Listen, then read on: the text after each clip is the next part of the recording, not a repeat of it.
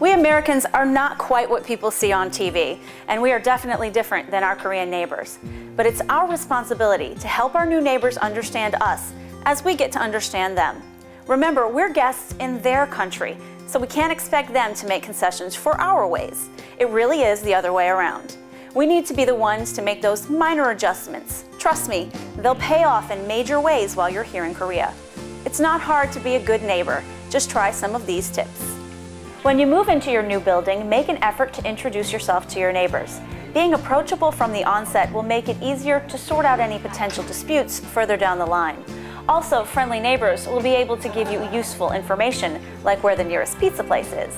Ask a katusa in your office to help you make your introductions if you have to. If you don't learn any other Korean while you're here, at least learn how to say hello. 안녕하세요. This is all it takes to begin a friendship.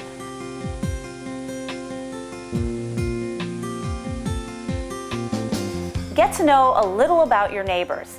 I'm not talking about their cultural differences, but their lives. It will help you understand why they get upset when your children are still playing loudly at 9 p.m. if you already know they wake up early every morning and commute all the way to Seoul for work. Also, if they have young children, for example, quiet evenings will be very important to them. And why not let your neighbors get to know you so they are aware of your needs?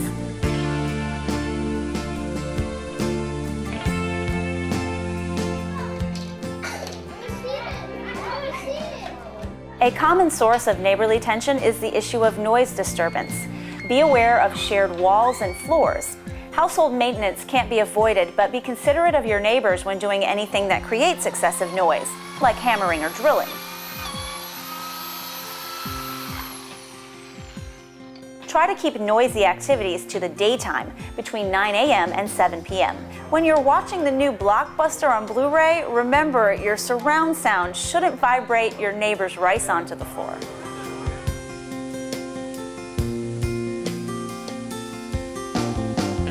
Dogs in Korea are usually itty-bitty things you can carry in your pocket, so big dogs are a new phenomenon here, especially for children. Keep them on a leash, even in the elevator. And while barking is normal dog behavior, it can be really annoying to your neighbors.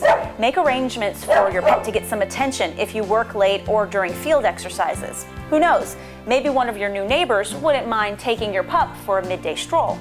Finally, for heaven's sake, pick up after your dog. It would be great if your puppy could use the facilities, but she can't, so you need to clean it up. And make sure your teenage children know that cleaning the poo is part of the dog walking deal.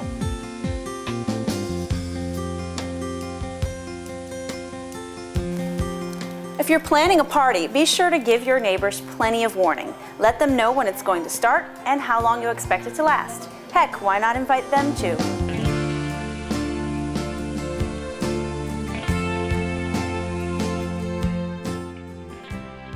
Keep your front door free of bikes and outdoor equipment. Ask your realtor if you have a covered area like this one in your building to secure your bikes before you decide to store them in the hallway, because it can be unsightly or a potential safety hazard.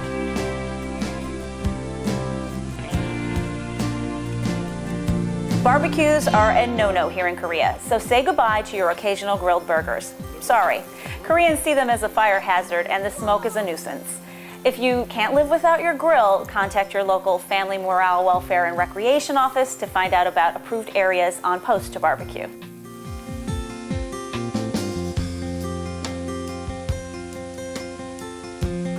Recycling is very important in Korea. Some of us may be coming from towns stateside that have good recycling programs. To others of us, this may be a new experience.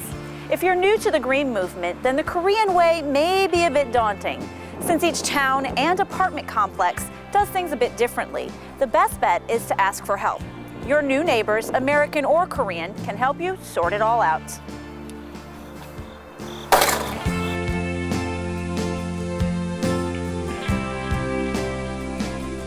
Being stationed overseas brings a wealth of opportunity to experience the life and culture of your host country. While it may be challenging to understand everything happening around you, sometimes the easiest thing is to say, when in Rome, and kneel down tableside to share common values with your host nation neighbors.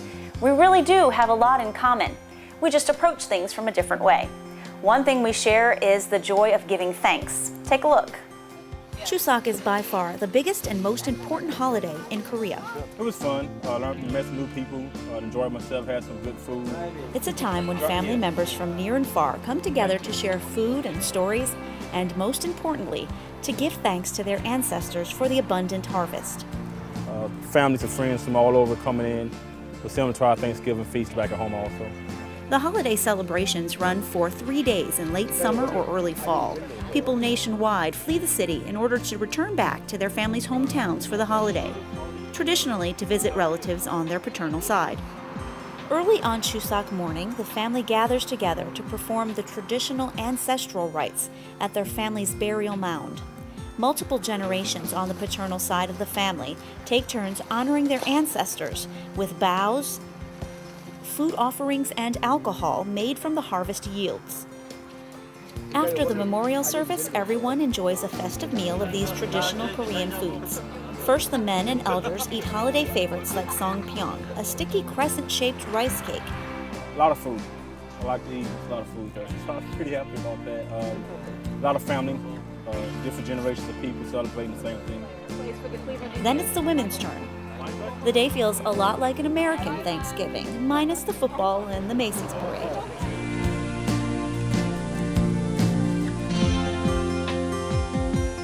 Make sure you communicate well with your neighbors. Yes, I know that's particularly difficult, seeing as we don't speak the same language. But you can ask Katusas or Korean nationals you work with to help you talk to your neighbors when facial expressions and gestures aren't getting the message across.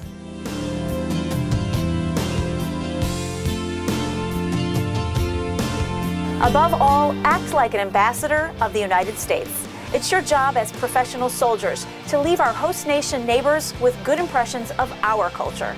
And your family has to do their part too. You don't have to be Mr. and Mrs. Cleaver, but you do have to be courteous.